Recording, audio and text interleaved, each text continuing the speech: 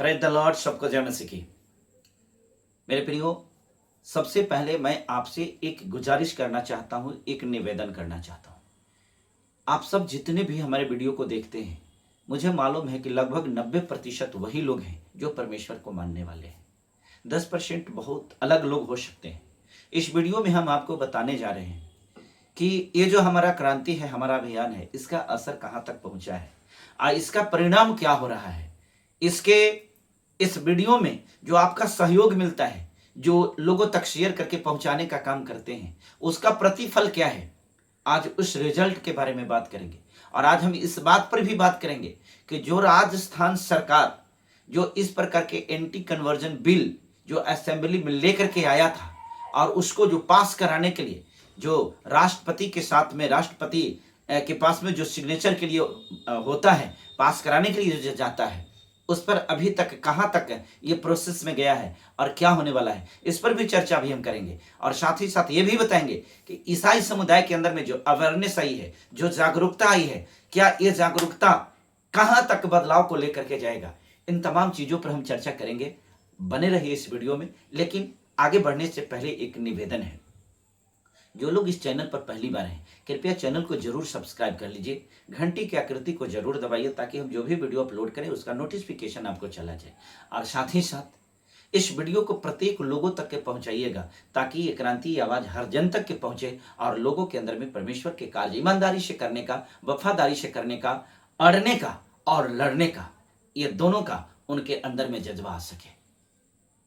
बढ़ते हैं आगे और हम आपको जानकारी देना चाहते हैं। सबसे पहली खबर जो राजस्थान से है। जैसा कि आपको जानकारी मिली होगी कि राजस्थान सरकार ने एंटी कन्वर्जन बिल ला करके और इतने बड़े बड़े प्रोविजंस लेकर के आए थे, इतने बड़े बड़े कानून बनाए थे जिसमें आजीवन कारावास से लेकर के 1 करोड़ रुपए तक के जुर्माना की राशि भी उसमें लाया गया था। इस प्रकार के कानून को हम कह सकते हैं कि ये काला कानून है। ये काला कानून से भी बढ़कर के कानून है। सरकार इस प्रकार के कानून तो लाती है, लेकिन जहां पर मजलूमों के साथ, यहाँ के मूल निवासियों के साथ, यहाँ के आदिवासियों के साथ, यहाँ के अनुसूचित जाति के साथ जो शोषण उत्पीड़न इनके मंत्रीगण, इनके नेतागण और इनके समाज के लोग, इनके पार्टी के लोग जब करते हैं, तो इस देश को बचाने के लिए, उनके मानवता की रक्षा के लिए इस प्रकार के बिल कभी नहीं ला सकते, इस प्रकार के कड़ा कानून ये नहीं ला सकते। लेकिन एंटी कन्वर्जन बिल को ला करके इस चीज को साबित किया है कि वास्तव में ये कभी भी देश के हितैषी नहीं हो सकते, कभी भी देश के लोकतंत्र के रक्षक नहीं हो सकते, ये वास्तव में कभी भी लोकतंत्र के प्रहरी नहीं हो सकते। ये कुल मिलाकर के आप कह सकते हैं कि देश के लिए ये खतरा से कम नहीं है। इन्हीं बातों को लेकर के आज जो है ईसाई समाज के लोगों ने कलेक्ट्रेट में, जो कलेक्ट्रेट है उन जगहों पर जाकर के और इन्होंने धरना प्रदर्शन किया है। और धरना प्रदर्शन करते हुए ये मांग किया है कि ये जो एंटी कन्वर्जन बिल जो लाया गया है, ये बिल को रोका जाए, इस प्रकार के कानून न बनाया जाए। अगर इस प्रकार के कानून बनाया जाएगा तो एक प्रकार से देश में एक बहुत उग्र आंदोलन हो सकता है, देश में अशांति का माहौल पैदा होगा, देश टूटने का डर है और भिन्न भिन्न प्रकार की बातों को उन्होंने रखा है।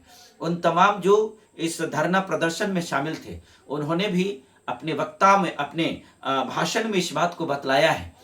ये वीडियो को आप देख सकते हैं, इस वीडियो को आप देखिए जिसमें ये क्या बतलाए हैं। संविधान के अनुसार कोई भी व्यक्ति कोई भी धर्म अपना सकता है, तो इस विधेयक के तहत कार्रवाई क्यों की जाएगी। वो ये कह रहे हैं कि हम राष्ट्रपति के नाम कलेक्टर को ज्ञापन दिया है जिसमें विधेयक को लागू नहीं करने की मांग रखी गई है। में जनजातीय क्षेत्र से जुड़े मीना समाज के लोग भी शामिल हुए। प्रदर्शनकारियों ने कहा कि यह विधेयक उनके धर्म की स्वतंत्रता के खिलाफ है। संविधान के अनुसार कोई भी व्यक्ति किसी भी धर्म को अपना सकता है, लेकिन इस विधेयक के तहत कार्रवाई क्यों की जाएगी। प्रदर्शनकारियों ने राष्ट्रपति के नाम कलेक्टर को ज्ञापन दिया, जिसमें इस विधेयक को लागू नहीं करने की मांग रखी गई है। प्रदर्शनकारियों ने मांग की है कि इस विधेयक को वापस लिया जाए। इस वीडियो में ये स्पष्ट तौर पर कह रहे हैं कि ये कोई कानून नहीं बल्कि ये मौत का फरमान है। मौत का फरमान के मतलब हुआ, कोई व्यक्ति को बताइए तो ये कौन सी विडंबना है। एक छोटा बच्चा को कम से कम इतना ज्ञान होगा अरे भाई, आप अपने घर में पूजा पाठ सब कुछ करते हैं, ये घर की बात छोड़ दीजिए, आप तो सड़क पर भी सब कुछ करते हैं। क्या ये देश आपकी बाप की पपौती है? ये देश सबका है। एक मसीही समाज आखिर वो अपने घर में भी प्रार्थना सभा क्यों नहीं चला सकता है? आप धर्मांतरण का नाम देते हैं और इस प्रकार के धर्मांतरण का खेल कर करके आप उनके साथ में शोषण जुल्म अत्याचार कर रहे हैं। ये गलत हो रहा है। तो इसी प्रकार की इन्हीं चीजों को लेकर जो मसीही समाज है, आपको मालूम है कि राजस्थान में, छत्तीसगढ़ में, खास करके छत्तीसगढ़ तो ज्यादा टारगेट पर है, लेकिन राजस्थान में जो मसीही समाज के लोग हैं वो निडरता के साथ अपने सड़क पर आकर के आवाज को उठाया है और धरना प्रदर्शन के माध्यम से, मेमोरेंडम जो होता है डीएम के माध्यम से राष्ट्रपति के पास में देने का कोशिश किया है, ये प्रयास किया है। यह एक बहुत ही सराहनीय प्रयास है।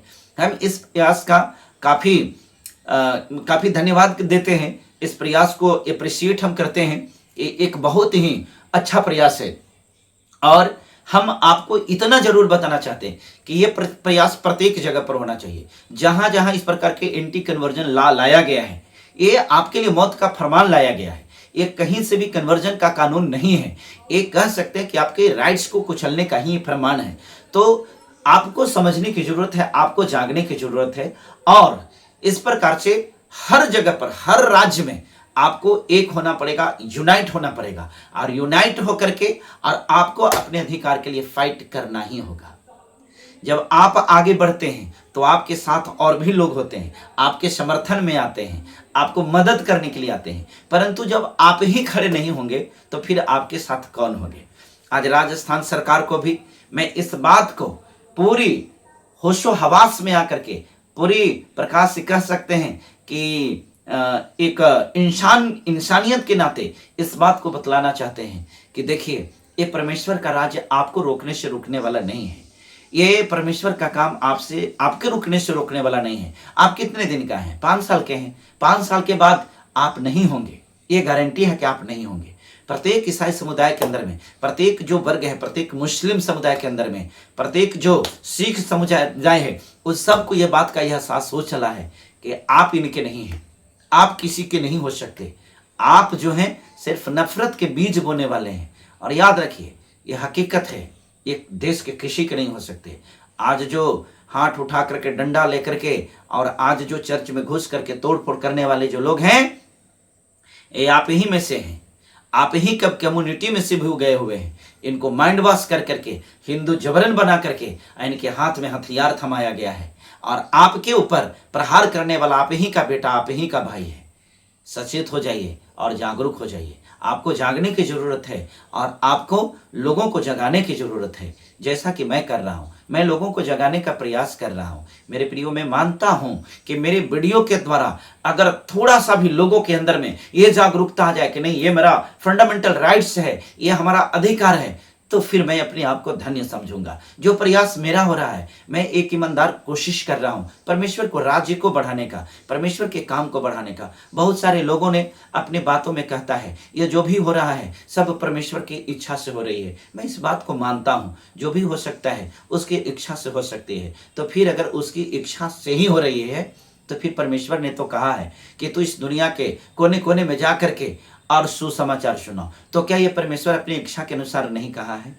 अगर इस प्रकार से बाइबल में ये बात को लिखा है तो फिर हमें सुनाने के अधिकार से वंचित किया जा रहा है। क्या ये परमेश्वर चाहता कि उसका राज्य न बढ़े? ये गलत बात है। बाइबल में जो भी बातें लिखा गया है तोड़ मरोड़ करके भी बहुत सारे लोग प्रस्तुत करने के चक्कर में हैं। देखिए, मेरा कहना यह है, बाइबल की बहुत सारे आयतें ऐसे हैं जो देश, जगह और कंडीशंस के सिचुएशन के ऊपर डिपेंड करता है।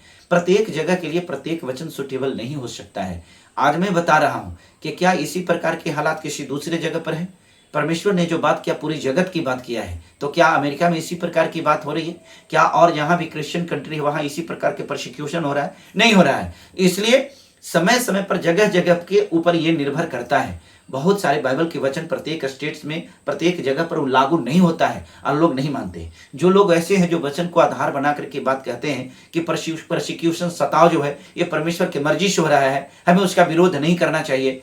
मुझे लगता है कि इस प्रकार के स्टेटमेंट दे करके और आप उन लोगों को जो परमेश्वर के कार्य कर रहे हैं उनको हतोत्साहित करते हैं। मैं ये नहीं कहता, मैं कभी भी इसके पक्ष में नहीं रहा हूं कि कोई मारा मारी करे, कोई लड़ाई झगड़ा करे, कोई हिंसा पर उतारू हो जाए। मैं कभी भी इस बात का सलाह नहीं देता हूं, परंतु इतना तो जरूरी है, मानव होने के नाते मानवता, धर्म की रक्षा करना, इंसानियत की रक्षा करना, ये प्रत्येक लोगों का अधिकार तो होता ही होता है। आज आपके ये धार्मिक आजादी को छीना जा रहा है, क्या यह असंवैधानिक नहीं है?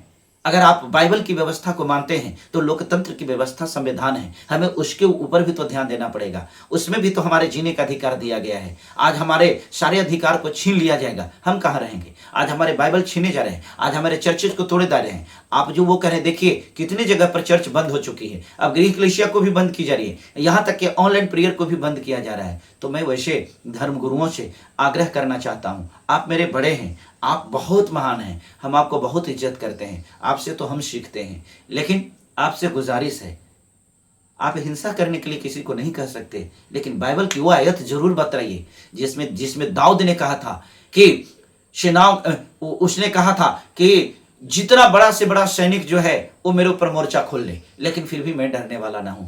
जिस वचन में बात को बताया गया है कि तुम उस मनुष्य से क्यों डरते हो जो खुद ही मर जाने वाला है और घास की नहीं मुरझा जाने वाला है। बहुत सारे डर भय के भी वचन हैं इनके अंदर में, इनके जीवन से जो डर भय की वचन है उसको निकालिए, उसको निकालिए। अभी वक्त इसका है। आप जो इस प्रकार के वक्तव्य दे करके लोगों को ये सिखला देते कि नहीं तेरे को बैठ करके मार खाना है, कौन सी बाइबल की आयत में लिखा गया है कि क्रिश्चियन को, कौन सी आयत में लिखा गया है कि मसीही लोगों को बैठ करके मार खाना है? कहां लिखा गया है कि लोग आए और आप बैठे रहो मार खाते रहो? ऐसा नहीं है। आप इस प्रकार की बात इसलिए बोलते हैं क्योंकि आपके पास में इस प्रकार की प्रोसिक्यूशन का मामला नहीं है। वो लोग जो परमेश्वर की ओर से है, वे लोग जो परमेश्वर का काम कर रहा है, आज अपने जीवन को डेडिकेट उसके लिए कर रहा है, आज उसकी चर्च बंद हो गई है। आप क्या कर रहे हैं? आपको तो करना चाहिए ना, आप तो बहुत बड़े हैं ना, आपके पास में तो बहुत चीज है ना, तो आपको तो करना चाहिए। मुझे लगता है कि आप बड़े होने नाते, आप बड़े भाई होने के नाते आपका यह फर्ज होता है। मैं बहुत छोटा पास्टर हूं, मैं एक पास्टर हूं, मैं परमेश्वर का सेवा कर रहा हूं। डंका की चोट पर मैं ठोक करके कहता हूं मैं परमेश्वर की सेवा करने वाला हूं। मेरे को कोई रोकने वाला, अगर कोई हिमाकत करेगा कि मुझे रोक ले तो यह संभव नहीं है, मेरी गर्दन कट जाएगी, लेकिन परमेश्वर का कार्य नहीं रुक सकता। मैं परमेश्वर के लिए जी रहा हूं, उसके काम के लिए जी रहा हूं। ये जीवन उसका है, हम उसके गुलाम हैं, हम उसके दास हैं।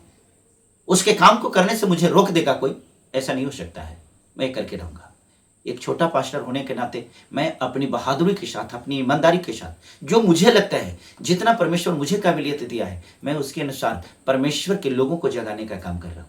आप बड़े जो पास्टर, उनसे कृपया मेरा निवेदन है, अगर लोगों को आप उनको इंक्रीज नहीं कर सकते तो प्लीज डिक्रीज भी मत कीजिए। अगर आप हमारा मदद नहीं कर सकते तो हमारी हौसला को गिराइए भी मत। अगर हमारी हौसला को आप बढ़ा नहीं सकते, अफजाई नहीं कर सकते, तो कृपया मेरे हौसला को गिराइए मत। हाँ, आपसे निवेदन है, अगर मैं कुछ गलत कर रहा हूं तो जरूर कमेंट कीजिए, जरूर कमेंट कीजिए कि मैं क्या गलत कर रहा हूं। परंतु बस इतना गुजारिश है, परमेश्वर के किंगडम को बढ़ाने के लिए ये प्रत्येक लोगों का अधिकार दिया है परमेश्वर ने। आप किस प्रकार से डिक्लेयर कर करके बाइबल की घोषणा को आप बताते हैं कि आपको अधिकार दिया गया है, आपको यह अधिकार दिया गया है कि आप शैतान को डांटो, बीमारियों को डांटो। तो जब हमको यह अधिकार दिया गया है तो क्या यह अधिकार नहीं दिया गया है कि परमेश्वर के राज्य को विरोध करने वाले को हम उसको सामना करें? बाइबल में यह भी वचन लिखा हुआ है। आप प्रत्येक वचन को बताते हैं तो इस वचन से भी बताइए। आज जिस प्रकार से चल रही है, एक स्थिति ऐसी आएगी कि मसीहियत को जड़ से समाप्त कर दिया जाएगा। भारत में कोई नहीं बचेगा जो परमेश्वर को मानने वाला है। आपका तो बचा रह जाएगा, क्योंकि आपके तो बड़े चर्च हैं, आपके पास में तो इसको प्रोसिक्यूशन करने वालों को तो 100 जन्म सोचना पड़ेगा। लेकिन क्या सिर्फ आप ही रहेंगे? सिर्फ आप ही को परमेश्वर ने चुना है? ये गलत बातें हैं। क्षमा चाहता हूं, मैं आपके ऊपर उंगली नहीं उठाना चाहता, परंतु आपके वक्तव्यों को सुनकर के मुझे ऐसा लगता है कि आपकी मदद की जरूरत लोगों को है। बहुत बहुत धन्यवाद। आपसे मैं उम्मीद करता हूं और आपसे मैं आशा रखता हूं कि आपको जिस प्रकार से हमारा सपोर्ट बनता है, जिस प्रकार से आप हमारा मदद करना चाहते हैं, प्लीज़ मेरा मदद कीजिए। और ज़्यादातर हमारे सपोर्ट करने के लिए हमारे चैनल को भी आप सब्सक्राइब कर सकते हैं, वीडियो को भी लाइक्स कर सकते हैं। और बहुत कम संसाधन के साथ, हमारे पास में कोई स्टूडियो का सेटअप नहीं है, बहुत कम संसाधन के साथ आप देख सकते हैं कि हमारे पास में कर्टेन भी लगाने के लिए अच्छे नहीं हैं, हमारे पास में अच्छे कैमरे भी नहीं हैं, फिर भी मैं परमेश्वर को काम करने के लिए जो भी मेरे पास संसाधन है उसके अनुसार कर रहा हूँ। बहुत बहुत शुक्रिया, बहुत बहुत धन्यवाद। फिर मिलते हैं अगले वीडियो में, तब तक के लिए सबको प्रेज द लॉर्ड। जय मसीह की।